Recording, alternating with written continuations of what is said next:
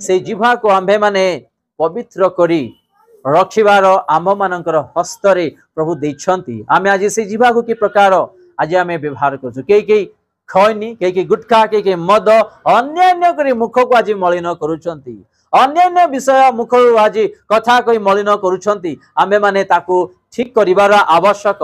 आ जदि ठीक न करिवा मुख मलिन करी आमे ईश्वर को डाकिबा, ईश्वर कौन सी उत्तर आपण के मते देबे नाही। आमर जीवा कि सदृश हेबार आवश्यक रूपा।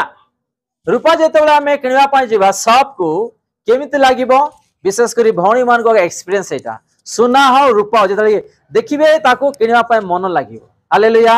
किनिबा पई किनिबा का मन लागिबो माने सेटा जेतेबेले नुआ रे बना जाए ताको देखिबा पई केते सुंदर थिबो।